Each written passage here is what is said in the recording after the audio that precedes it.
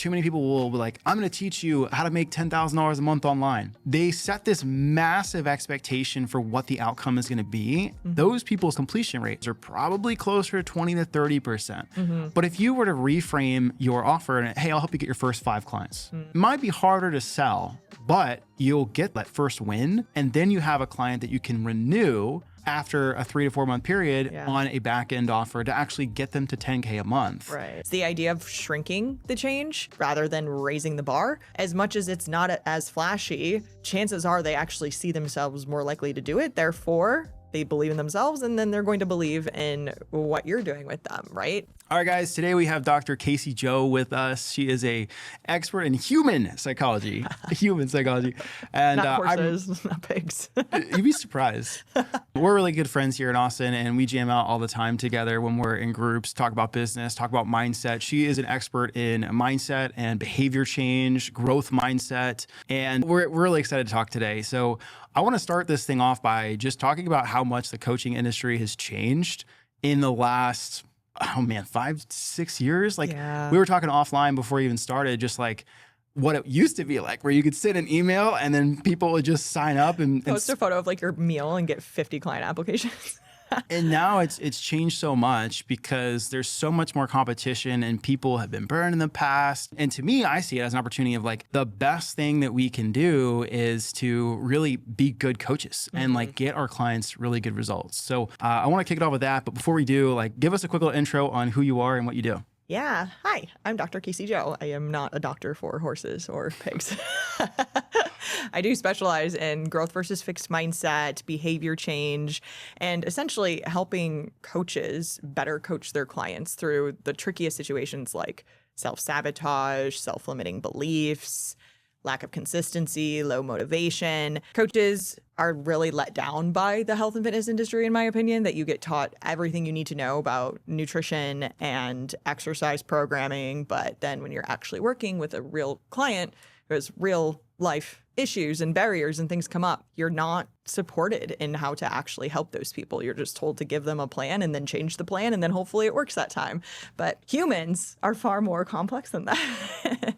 So I have a signature program for health and fitness professionals called the Health Mindset Coaching Certification. And that is where I take my background, education, my PhD in psychology, all of the research that I did, and my decade of one-on-one fitness coaching experience, and have packaged it all up to make it easy for you. So you don't have to get a PhD, but you can help your clients stick to the plan and stick with you longer too. I love that. So coming back to the changes that you've been seeing, like when you first started this offer, what do you think the biggest problem was that the coaches that you were working with were having? And how has that changed now, if anything? I think problems are similar, but they're more important to pay attention to now, if that makes sense. I'll explain. So I think problems have always been sort of like this frustration. I feel like my hands are tied in these situations where the clients aren't sticking to things. We had this whole conversation about the perfect plan. They totally signed off on it. They seem so excited, and then it'll go for a week or two, and then we fall off and start over and change things. And before you know it, you're 6 months into a client contract, and that client has not made any significant progress. You're frustrated. They're frustrated. It's not a good time. So I think that problem still exists. I think when I first released HMCC in 2020, coaches were potentially more eager to learn this stuff. One, because I think in general it's easier to sell one-on-one coaching. For sure. So if you're going to pay for continuing education and get a certification, it's a little bit easier when you have tons of clients coming in the door. So that's definitely part of it. And it just being, there's so many more coaches on the market, so many different options on the market for people these days. That said, I've also seen like a pretty significant shift when coaches are talking online, social media land, talking about their clients in a more, I guess, derogatory way, like putting their clients down, blaming the clients for not sticking to the plan, the whole you can lead a horse to water, but you can't make them drink type of conversation. When I'm sitting over here like, yeah, that's true. You can't show up at your client's house and meal prep for them and pick them up and take them to the gym. Can't do that. But when we talk about like lead a horse to water, you can sweeten the water. You can show them how to use a bucket to go get the water and bring it back. Like there's so much more to that, but coaches as I've seen it, and I've been working with a lot of coaches, it really has become more a lack of responsibility. And this is not all coaches. My students are great. Of course, mine are too. Yeah. Yeah, mine would never. So yeah, I feel like I've seen that. And I feel for the coaches because it is frustrating and it sucks. And like, I hear all the time, like I'm falling out of love with coaching because of this. But the truth is you just like don't have the tools and the skills, but you also have to be willing to go after those tools and skills and resources and see that in yourself versus just immediately being like, this client's uncoachable. Yeah. I've been victim of that too. Like when you don't know and you're like, here is the plan, but there's so many other moving pieces to it to like, how do I get somebody to actually get started? I think that's one of the biggest things is actually getting started. So for us, like we work with a lot of people who have sales teams and fulfillment teams. So there's like that handoff of like sales and then fulfillment. And like, even for us, like it all starts there. If we can get somebody like a good kind of quick win, it doesn't have to be like, if you're a fitness coach, lose 10 pounds like fast. It could be like a mental win. It ignites that like excitement so they don't fall off, you know? So like for us, it even starts with the sales call. It's like the sales call there where they're buying into the future, they're excited by it. And then how soon after can we have that onboarding call with the client? And then on the onboarding call, we resell the vision at the end. And before we get off that call, we actually have like a process where we get a confirmation from them verbally that they're excited for the next process. Because I've seen too many times where the sales does a great job getting them in, they hand off to fulfillment, or even if it's the same coach, like, that they don't restart that like mental, yes, I'm in. And then it kind of goes off from there. And it's like, part of me wonders like, what is the actual success rate that like our industry has with clients? Because I know like OG, it used to be just you had a course, right? And you sold a course and maybe 20% of the people even went through any of it. And then as the market has become more competitive, we're starting to see that we need more like one-on-one touch points. That became more and more and more of like, all right, we'll do monthly calls and we'll do weekly calls, we'll do check-ins and all of this stuff just to make sure that the client gets the result. But I'm curious, like what percentage do you think of like coaches are actually getting the results they're promising on the front end? And how do we combat that to actually have better results from the clients we have? That's really interesting. I can't just throw out stats because I'm a researcher and to just like say something ambiguous with nothing to back it up. I will say with the students that we've worked with, and we just in this last cohort crossed our 1,000th student, which is really cool, through HMCC. It feels like this is based on the data that I have in front of me, that probably 50 to 60% maybe, and this is coming from the coaches who raised their hand and said, I want to be better and I want to do everything for my clients to get them success. So not exactly a general pool of all coaches out there, but yeah, it's interesting too, because how do you define success too, right? Like, what does that actually mean? Like, did that person hit their 50-pound weight loss goal? Did that person change their lifestyle and then 2 years from now came back and told you that they've been able to hold those behaviors and habits that you helped them develop?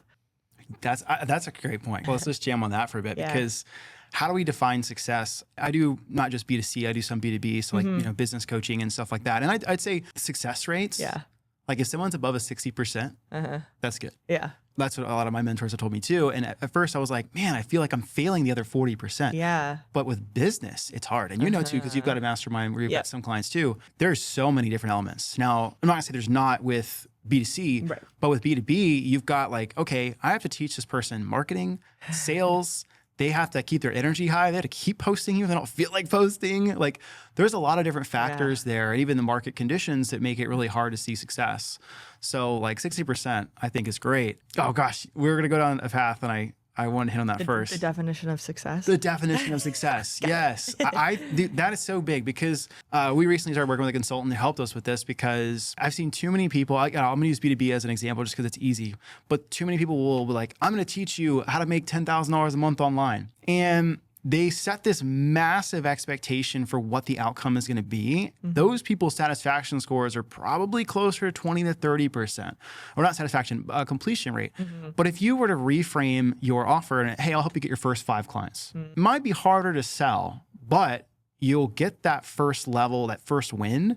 And then you have a client that you can renew after a 3 to 4 month period Yeah. on a back end offer to actually get them to 10K a month. Right. And I think you could see the same with fitness is that someone comes in, hey, I'm helping you lose 50 pounds. If that's the marketing and that's the promise you made in the sales call, I think you're setting the person up for failure because that's the outcome and they're going to measure everything against that. Oh man, I just signed my 5th client. I'm nowhere near $10,000 a month. And now they're discouraged and it comes time to renew. They're like, well, I didn't get to $10,000 a month. So I'm not going to renew. Yeah. Versus how do you make promises you can actually hit and that 60-ish% of your clients could actually achieve. I think that's the answer to a lot of this, you know? Yeah. First of all, my program has a 97% success rate. So I'm sure it does. You're a master at this. You know what I mean? that's true. I literally do this all the time. But something that came up for me is a concept in behavior change literature, stuff that I teach my students when they're helping clients with behavior change and like stick to the plan. It's the idea of shrinking the change rather than raising the bar. So that's kind of what you're speaking to, right? So as much as it might be like, yeah, $10,000 a month, but also we can talk about, does that take $9,000 in expenses? Because then it doesn't matter. Yeah. It doesn't matter anyway. But that sounds, more flashy and exciting than your first 5 clients. But if you can have more of like a true guarantee behind that and help people feel safe. Like people are risk averse. So there's less risk in that they feel like, no, I'm actually capable of doing that. As much as it's not as flashy, chances are they actually see themselves more likely to do it. Therefore, they believe in themselves and then they're going to believe in what you're doing with them, right? Because so often, and I'm sure you see this all the time too, it has nothing to do with like your offer, the price, the features, what's going on in there, and everything to do with whether or not they think that they're actually going to be able to stick to the things that are required in order to be successful. That goes for like, fitness, business, everything. So I think a big part of all of this is just helping build that self-belief rather than just like trying to show off all of the features of your offer. And that can make a big difference. You mentioned something about it starts with the sales call. And I'm like, I think it starts even before that, in your messaging and everything. Like I think when it comes to like handling objections, which in my head is just like, those are barriers that your clients face. It's a whole nother discussion because to me, I'm like, if you are thinking, I just have to handle this objection, like you're probably going to go into it incorrectly. It's like the wrong energy versus like, let me address their barriers and help them work through it and actually seek where those barriers are and where the pushback is and the resistance so that we can work through it. And that can be done in your content. Doesn't even have to be done on the sales call. I mean, I think the goal would be by the time that they're on a sales call with you, that's already pretty much been taken care of, right? I think I went 1,000 directions, but that's okay. Now, I'm wondering how do we apply some of these things? So like for people who are watching here, like what are some good practices that coaches can add to their current process to get more buy-in? Or like, because it sounded like what you said was like, how do we get, one, we talked about shrinking the goal or like shrinking the thing, but then helping them develop the habits to be successful. So like, because, I've been part of programs where it's like, all right, here's the list of all the things you're going to do every day. All right, do this every single day without like a build up. And maybe that's the right way. Maybe it's not. But like, what are some kind of rules of thumb that people should follow when they get a client to have better adherence? Yeah, definitely don't think just here's your plan and let me tell you what to do and prescribe all of the things is usually the best, especially if we're talking about health and fitness and working with clients. It can very quickly feel overwhelmed and kind of same idea of like shrinking the change rather than raising the bar. Like, I think everyone knows generally, like, don't throw in everything in the kitchen sink when you have a brand new client who's just starting and like doesn't go to the gym at all right now and like doesn't know anything about macros or what have you. But I think the more you can provide, actually there's like 3 parts to this, and I'm pulling on self-determination theory, which is a like very, very long-standing behavior change theory related to motivation. And we have 3 basic psychological needs as humans specifically. It's autonomy, belongingness, and competence. So the more you can support someone's autonomy, like again, in your content on a sales call, in your application form, in your intake form, it's always, the more likely they are to actually follow through and stick with things and want to have more autonomy. Like we're motivated to be more autonomous. And if we do feel autonomous, then we're more likely to do the thing. Same thing goes for belongingness. Like if we actually feel like we belong there, that we're cut out for this, that we can do it. And competence, it kind of plays into that as well. It's just like, am I capable?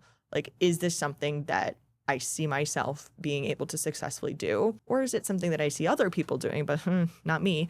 So keeping those things in mind, I call them the ABCs: autonomy, belongingness, and competence. Really helpful in every single step of your sales and marketing, and especially helpful in the coaching relationship, especially at the beginning. Because if they just immediately feel like, oh, this coach isn't really hearing me, they're just like telling me what to do, and I don't really feel like I belong at the gym, like I feel lost, like I don't feel like a fit person, kind of like coming into like the identity aspect, or like I don't like just got all of this new stuff from my coach and it's so overwhelming and I just like don't think I can do it. Like that's competence. So keeping that in mind, and honestly, anytime you have a client that is struggling to stick to the plan, follow through, they're kind of maybe starting to get a little bit quiet on you, to just like run through that as an assessment tool in a way. Like, is autonomy lacking, belongingness, competence? There's almost always at least one that is like glaring based on the language that you're hearing from your clients, the behaviors, etc. I love that. I never thought of it that way, with like those three pronged pillars there. But yeah, I mean, kind of like one of the things I heard you said was just the soft skills versus technical skills. I think a lot of us like really get excited by how smart we are, or like, I'm the best programmer, I'm the best at running ads. And they look at all the KPIs for their clients. We're like, all right, you're not down this amount of weight, you're not hitting these numbers. And then they don't look at the person as a person. You know what I mean? And it's easy to do that, because if you get really attached to how your skills and all the knowledge and stuff, like we forget that. And like one of the things that when I first started coaching for even our business, I was so adamant on tracking, you know, the revenue that was made by the client or the number of clients signed. And what I started to realize was that it had no effect on the actual renewal rate of our clients. But what had a better like correlation to our renewal rate was their satisfaction score. So it was that soft thing. It was subjective. It wasn't objective of like, cool, we made them X amount of dollars. It was like, okay, great. But they gave us a 7 out of 10 and they rated the response rate XYZ. It's like, wow, if we just like, of course we want to get the results, but if we focus all of our time and energy on like having the client be heard, seen, etc., they could have, let's say, not as good of results as we would want. Yeah. But they were more excited to keep working with us because we formed that relationship. And I feel like that's like, that is missing. To me, it feels like it's hard to teach, and you might be good at it, but I'm like, I don't know. You just know, like when you're messaging somebody, I'm like, always just be a little bit more excited and ask an open-ended question. You know, like I have like these like frameworks that I just know, but I have no idea on how to like teach them. You know what I mean? Yeah. You just send them through HMCC. Come on. That's where you learn. No, I think you're right on the money with something here. And I talk about this a lot. And I saw this too when I had my one-on-one health and fitness coaching business for years and I was taking the sales call. How often I would hear from prospective clients that they had worked with a coach in the past, or they're currently working with one, the contract is coming up. And we would have those discussions like, oh, well, what do you like about that current relationship? Like, what don't you like? And even me just using the word relationship with them when I would describe it, they're like, oh, well, yeah, see, it doesn't really feel like a relationship. It kind of just feels like I'm another person on their roster. Or like we would even hear, to your point, exactly, like this will always stick with me. Like I'm seeing results. Things are working. I'm learning things. I like this person, but I just don't really feel connected to them. I don't need to be their best friend. Like they'll always like backtrack, but I just don't feel connected. I'm not really sure that they like fully hear me all of the time, but like the program works. It's like, whoa, okay. Program is working, you know, solution is there, and you still want to leave this coach to go work with someone else because that's how important relationship is. And so that speaks to the satisfaction piece that you're talking about a lot. Yeah. Sometimes it feels like as a coach, if you're a coaching consultant, you're kind of their therapist too, but there's like a fine line there of like, all right, I'm your coach. I can talk about some things and hold space for you, but like there's definitely a time and place where you want to send some of that out. Totally. Yeah. There's definitely a line. And this is something I talk to my students a lot about. I mean, we have a module in HMCC that is on cognitive behavioral coaching and acceptance commitment coaching. And there is like a through line with CBT and ACT, so the therapy versions of those things. But we also have a ton of research on using these things in a coaching context, so long as you do know when you're not taking it too far, when to refer out. But there is so much more we can do. And I think a lot of coaches do, number one, fear that. Like, I don't want to like cross the line here. Like if someone is like going into eating disorder territory, like I don't want to have like any responsibility with that, which is fair, but if you're feeling that way, chances are you're not going to run into that issue because you are so hyper aware of it. I think what I am starting to see more often is coaches saying things like, saw a reel the other day. I couldn't even tell you who it was from because my students and friends send me stuff all of the time. And I'm like, great, this is good, like ammo, like content. I don't like call it culture. I don't do cancel culture, whatever it is, but just to know like what's going on out there. But then it's like the far other side of it being, I'm not your therapist. I'm not going to marriage counsel you. I'm not going to help you work through your childhood trauma. I'm going to write you a plan. And that's what I'm trained in. And it's like, yes, and there's so much more nuance to that. Like no one's expecting you, like, please don't try to coach and therapize your clients through their childhood trauma. Absolutely not. That's not what we're talking about here. But understanding like where their motivation is coming from. Like there's a whole spectrum of types of motivation. And if it's coming from something more external, extrinsic, that is a big reason why they're probably not able to stick to things. And it's your job as the coach to help them uncover more internal, self-determined, autonomous types of motivation, intrinsic motivation. If you can help them do more of that, they're gonna be more likely to follow through and stick to the plan. So that does not require you to be a licensed therapist by any means. But again, most health and fitness professionals just like don't even know that like middle ground gray area does exist. And if you want to just like write the plan, focus on reviewing their training videos and correcting their form, that's fine. But then you can't get on social media and talk about having to like handhold grown adults and tell them to eat their vegetables. Like you can't do both. When you guys work with clients, because I haven't seen your offer. I know Claire's gone through it. It's my wife now. Wife? Yes. You're in the wedding party. I'm curious, do you guys help out with the structure of creating like kind of micro wins throughout the program? Walk me through kind of the high level of like how you help. So I have some questions, but I want to make sure they align. So yeah, totally. So it's essentially 4 separate sections that we work through live together. And I do think a big component of our high success rate, there are many things, but one of them is like, we're doing this together as a team, as a group. So everyone is going through pre-recorded modules throughout 4 different sections. We have little section assessments to help from like a lot of like learning and educational psychology built in, probably no surprise to you, to make sure that they're retaining the information, applying the information in real time, because it is a lot of new information. It's basically the length of a college semester. So we have all of that, weekly live discussion calls. So it's kind of like I like to say, go at your own pace, but still instructor led. So if you have to get like a couple weeks ahead or you're a couple weeks behind, it's okay. It's not a big deal. You can also watch it half of a video on Tuesday at 5 p.m. and then finish the rest of it on Thursday at 9 a.m. So there's like flexibility within it, which I do think also helps. Lots of application. So we're doing the science, but there's always application, and there's always here's like a done for you client worksheet that you could send off to your clients. And then we have an interpretation guide for you now that you've learned all of this material, how you can understand what your clients are saying. And it'll give you kind of like step-by-step instructions to take this new information and knowledge from HMCC to go back and apply it to your clients. So it's science, but then like very, very applied. We finish with a client case study. It's actually where we're at right now in the course. So they get a hypothetical client check-in and they have to respond to the check-in using different aspects of HMCC. And we do hand-graded feedback on the way out. So every single person is getting their stuff touched and getting feedback so they can feel fully confident using everything in the real world. That's cool. So it does sound like a lot of soft skills. Like it's like that's kind of the thing of like being able to analyze how your clients are showing up and what are the intrinsic or external? Extrinsic?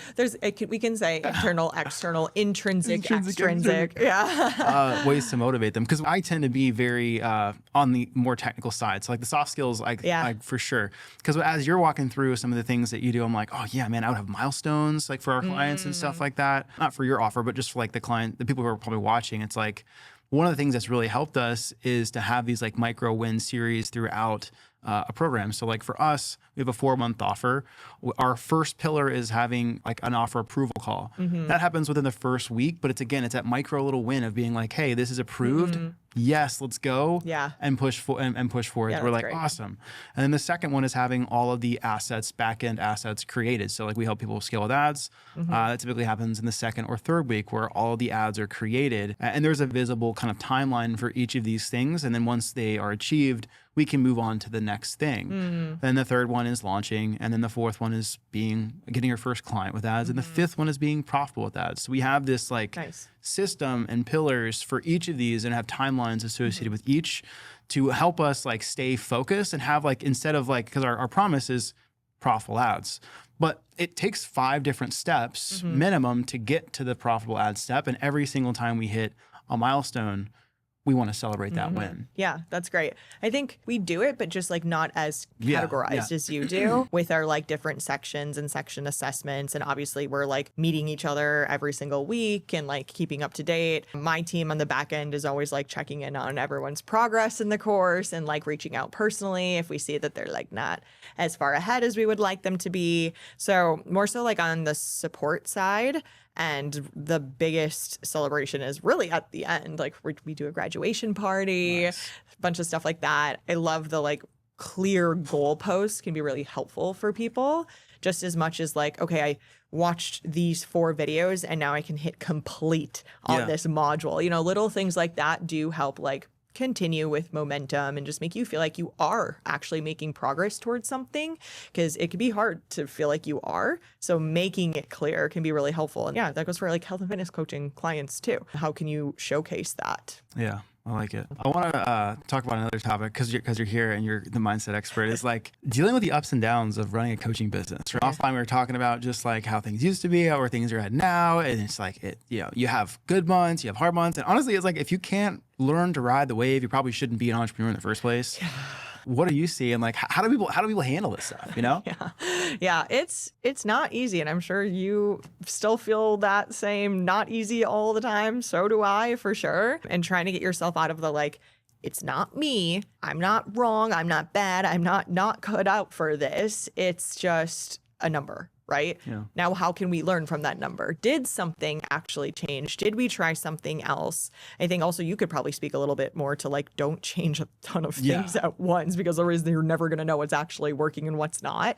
But for me, it's kind of just really trying to bring it back to like, what is the objective real reality here? Like actually I'm pulling in a little bit of cognitive behavioral therapy type idea that you can use with yourself, is when you're noticing maybe you're starting to make your way down that spiral when you see a not so great number for the month or for a launch or something. So just like take a beat and pull back, and what you're thinking, whatever those negative thoughts are, like maybe I shouldn't do this anymore. Maybe I'm really just not meant to be a coach or whatever, a business owner, to say for a second, like, okay, what is the evidence for that thought?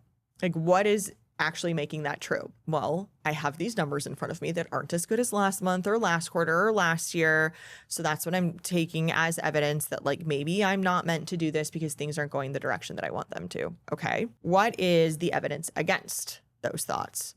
Well, it really was just like one quarter. It just was 1 month. So for me to say I'm not meant for this at all and in its entirety might be a little bit of catastrophizing. It's like, okay, so we clearly have evidence for there's a reason you're thinking this way. I think that's in general, people with their clients, with themselves, forget that like your thoughts are there for a reason. Now go figure out why they're there and get your feet back on real ground, right? So once you work through that, what becomes the most accurate depiction of that thought? Like what is real? What is real is these numbers don't feel good to me, but I've had a lot of other great months. And if I were to just look at those, then I'd be having an entirely different experience right now. So maybe I just need to like get in there, see if there's anything I can learn. Maybe you just got to ride it out for this month. And there's a ton of shit going on in the world that's causing everything to happen for everybody. And that's just okay. And I am not willing to do anything else. I have no other option. I'm going to figure it out anyway, So being able to like get yourself there and then like check in can be really helpful. And that's a tool you can use with your clients as well. But yeah, I think it's just like, how can we get to the point of like, this is data, these numbers are information, and that's all. and to see it that way. And the more you can do that, so that's really a growth mindset way of looking at it. And like, what can I get out of this, even if it feels so horrible? What can I get out of it? Because then it quickly feels like, yeah, it doesn't feel good, but like you're kind of taking control back in that way. Doesn't feel good, don't like this, but I'm going to make it useful for me. And I think the more you can do that, easier said than done, I know. When you really kind of force yourself to do it, even if it feels fake or not natural, the more often you do it, you're truly rerouting the way that you're thinking. Yeah. I think one of the biggest mistakes people can make is when they have one bad month, they question everything. Change everything. Everything. It's like the funnel's broken, the ads are broken, the offer is broken. The offer one, that one drives me the most nuts, where someone's like, they've got this offer they've been selling for like, 2 years. Yeah. And all of a sudden they're like, I think I should do low ticket. And I'm like, what do you mean? Why should you do low ticket? You had one bad month. And we're also, let's just say it's like summertime or it's like around the holidays. It's like, you got to zoom out. And I think too many people don't look at things in quarters, but even then in years. And like once you've been in business long enough, you can retroactively look and say, well, how does June in 2026 look compared to June to 2025? Oh, like they both suck. Okay, that's good. So next time I go into the next June, and I'm not saying that you're always going to suck in June, but like you have the data to say, okay, cool, here's a trend that's going to inform me on like analyzing the data so I don't freak out. Yeah. Yeah, I think it's important, but it's difficult to get there. But also, I think there has to be a little bit of like acceptance of if this is the game you want to play. Like, it's hard. It's hard. not easy. There's a reason most people are not business owners. They're not entrepreneurs. So you also kind of just like gotta like strap in again and go, I'm here because I love this work. I love this offer. I'm not about to just like throw it out because I had a bad month or a bad couple of months. I'm here to figure it out because that's what entrepreneurs, that's what business owners do. Yeah. So just like kind of coming back into like the identity of who you are, who you serve, what the real reason is that you're doing all of this, the life that it's given you, the opportunities that it's given you, and really try to like sit in that. We've had a couple launches recently that did not go as well as they have in the past. Things are not as easy as they used to be. And it would be easy for me to be like, well, maybe I should just do like a self-study version and like cut the price in half and like that'll work better. That'll be better. Maybe we should do this other thing, or maybe we should make it for all coaches instead of health and fitness professionals only. And it's like, whoa. No, like I've been doing this for 6 years. And I've had 12 launches. We have phenomenal testimonials, people saying how this like didn't just change their coaching and their business, but like the relationship with their spouses and their life. And I'm like, okay, Kasey, no, we're not doing that. I'm pretty quick to shut down those thoughts, but I still have them too. Yeah. So yeah, just being able to know like, okay, this just means that things are going to have to be tweaked. We have to look into this a little bit more. Maybe we do try a little bit different of a launch mechanism. I was aware that HMCC needed to be updated and upgraded. That was a little bit of like, okay, fire under my butt to actually do that, which I did do. 125 hours later that's a lot of updates. Oh my God. Had so much fun doing it though, and how much I love this stuff and how great it is and what I want to do for people and how I want to change the industry one coach at a time as they're off with their clients. And I think the more you can do that too, just like ground yourself in, it sounds so like silly and cheesy, but ground yourself in your why. Yeah. Truly, that's intrinsic motivation. Like you're doing something because you enjoy it. So that's the stuff that's going to keep you going. Yeah. And I see a lot of people too, they freak out. Like it almost intensifies when there's cash is tight. And I think a lot, like so many business owners or coaches, like just don't manage your money well. Another thing that's helped me is like being smart about your money and like and having one personal savings that you have set up in your personal account, not your business account. And then having rainy day funds aside for business. So it's like there's a part of it is like money does create a lot of like tension if you don't know how to manage it well. And I think too many people like hire too fast or try to do like scale with ads too fast, and they run on like such razor thin margins to where they want to jump and do things faster. So like connecting to your why is super important, but also just managing your money and not being afraid to look at where your money is at, look at your metrics. Like I've definitely worked with a handful of coaches in my little mini mastermind offer, the Growth Collective, and a number of them come in and I'm like, okay, let's talk metrics, KPIs. Like, what are you currently tracking? They're like, who? Nothing. What? Yeah. I'm like, what?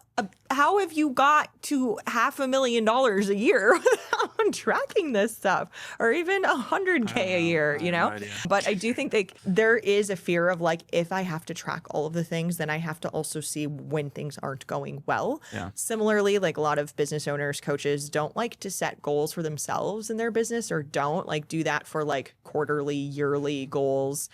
Even like to me, I'm like, what do you mean? It doesn't mean you have to hit that number. It just like gives you something to shoot for that we can work backwards with and decide like, where are you going to put promotion periods in? Like, when are we going to do all of this stuff?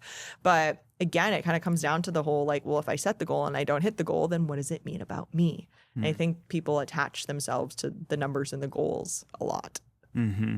So another area that I think you'll crush, and we kind of talked about this too offline, is working with teams. And I don't know if you've considered that, because like for us, again, there's like coaching your clients is one thing, but coaching people you pay money to, and also like if you're the leader and you're paying your team, they're less likely to even give you feedback sometimes, because there's this element of like power where like with a client, sometimes the client like they're kind of the ones in power because they're the one who are paying for the service fee. And if they're unhappy with the service, they stop paying. But it's not that way. When you're the business owner, you're paying an employee, like that's their livelihood. So they're often less likely to like ask for feedback. So have you thought about this? And what would that look like? You know, it's interesting. Yeah, I told you this already, but like one of my little pipe dreams is eventually to get into that space a little bit more and spend like, if I could have like a 2-day intensive, even longer potentially, with like some internal team, and maybe even just working with like the managers of multiple internal teams from a growth mindset perspective, and helping them realize, yes, you can seek feedback, and that's actually going to be something that your manager is looking for. But then the manager's right there going, yes, please do that. You know, obviously it'd be a little bit more detailed and complex than that. But yeah, absolutely. And thinking about my own team, it is interesting because I definitely don't have like a sit down once a month, everybody, we're going through a growth mindset training. But interesting for my business because this is what we're teaching and talking about all the time. So when my entire team is sitting in on calls, or they're like watching podcasts, or like reading, putting blogs together, helping with Instagram content, we are in our own like internal messaging with Slack and like talking to each other, and just like how I think lead by example is a big one, right? So how I'm responding to things and letting people know, like if there was some sort of like little mistake that didn't go well, or like, oh, I forgot to do this. It's like, hey, no problem. What can we do next time that it just is less likely to happen again? Because things are going to happen. So rather than it being like, oh my God, whatever, it's fine. It's hey, really not a big deal, but I want you to take autonomy and you be the one who says like, this is how it's going to be fixed for the future.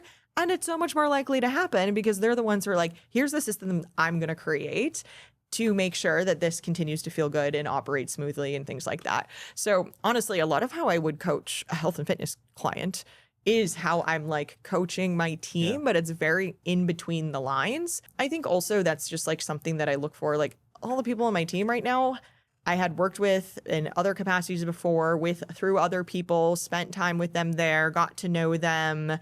So it is a little bit of like a vetting process up front too, and being clear on what your values are in your business and what you're trying to emulate. We'd have a really hard time, I think, especially with my team that I have in place now, if someone were to come in and just be like bashing things or down on themselves constantly for everything. It may need to be like hey, let's have a sit down conversation and talk about this. But I think right now it's just like so embedded in the fabric of what we do because that's our offer. It's everything we do, you know? But yeah, in general, I do think like feedback, setbacks, success are like things you can think about a lot. And with feedback is kind of what we were talking about, like seeking feedback and letting your team know that they can seek feedback, or you going to them and asking for feedback on something, and like showing that it's not just about like you signing off on everything, that you were actually like seeking their ideas and their support, and you're all part of the same process. Setbacks when, maybe things aren't going well for a certain offer in the business, or emails didn't get done on time for something, you're having to shift schedule, something came up. Like, how are you like paying attention to how your team reacts to those things for sure? Also paying attention to how you react to them, because again, you are showing them, you are the role model. That stuff's really important, and just how you approach those things. Like I mentioned with like having a couple launches that weren't as high performing as we would like them to be. I mean, us all sitting on a team call, like walking through the ads, walking through the social content, looking at open rates from different emails, like what happened to like these people that were hot leads. And it's just like, we're all in this like very let's figure it out type of mode and gather as much data as we can to try to paint the picture. And it becomes fun.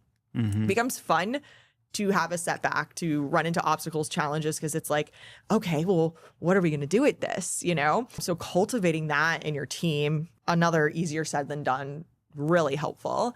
And success, I usually speak about success when I'm talking about health and fitness coaching clients and how coaches should coach them, success of other people. So if your client is constantly sending you like Instagram reels of other women, like, why can't I just look like her? I'm doing all the same things, you know, like kind of playing the comparison game. And how are you responding to the success of others? Because a lot of times it can be like, she's just got lucky. She has good genetics. She just whatever. It's a very fixed mindset way of looking at things versus like, I wonder what I could learn from what she's doing. Or if she can do it, then that's inspiration for me. That means I can do it too. So same thing in the business setting, like thinking about other companies who are similar to us. They have digital products, digital offers, they do live launches. It's like so great to hear when other people in a similar space with a similar offer, similar launch style are crushing it. Cause I'm like, thank God.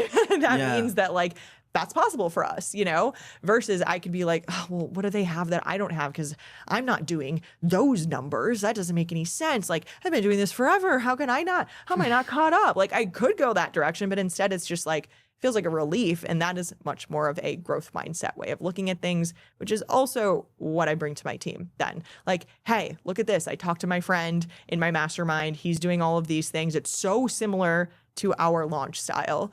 So I definitely think we should talk to him about resources, what he feels like has made the biggest difference. And they're all like, oh yeah, cool, awesome. Like, let's all get in on it. What can I do? What can I look at, you know?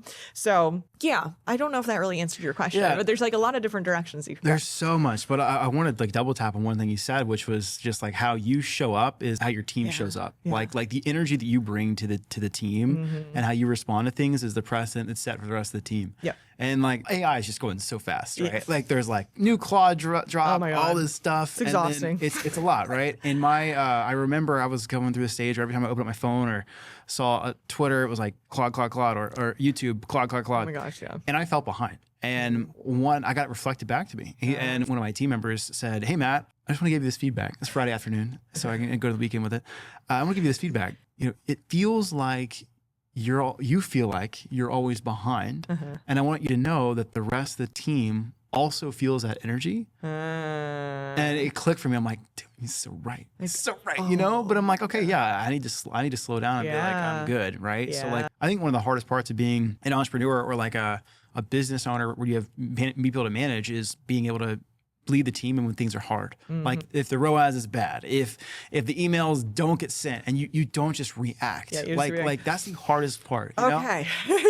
And if you do react on Slack or something, just go in and edit the message and then you know, fix it. You know what I mean? But like if you use violent language and you are reactive, your team will be reactive. Yeah. Sometimes it doesn't even have to be like super obvious. Like, are you just kind of like pulling back on how your usual personality, or you're kind of just like getting to the point quicker, you're using more periods than you normally would, you know?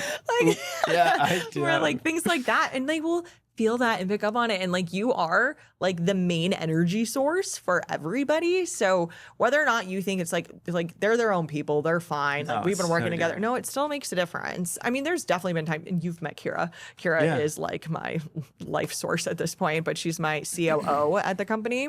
And there has been times, I mean, when we're like in the depths, like middle of enrollment time and like numbers are down and like, I'm definitely feeling number one, just exhausted and like a little bit just more flat. She will also, it's great. I mean, here's the thing. We're both leaders in the company too, right? And so we can check each other, but she will come to me and be like, I do need you to like bring up the pace a little bit and the energy a little bit. I was like, you know what? You're so right. You're so right. And we're only halfway through the launch and blah, blah, blah. And we'll talk through it. And she's like, yeah, okay, so we're good. We're good. So like little things like that is helpful. I know not everybody is as lucky to have a Kira in their life.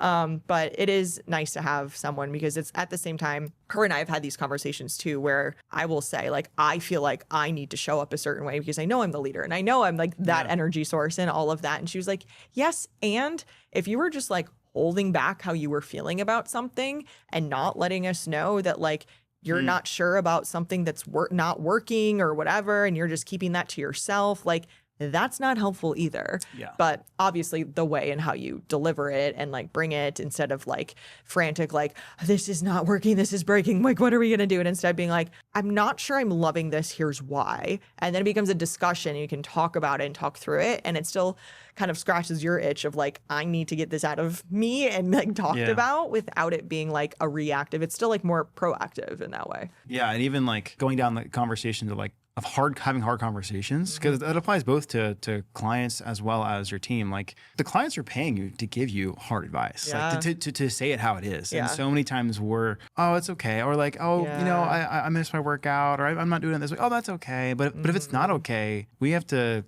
rise to the occasion to give them that direct feedback. And for me, what's always helped is just like the voice notes on whatever platform I'm using. It's like tone of voice, you know, even if it like it, because with the text, I can't get it across. So like I'd say like half the messages to my team that have any emotional charge at all, or the perception that there might be emotional charge, I'm gonna send an audio message. And guess what? I might record that audio message 5 times before it goes out. Yeah.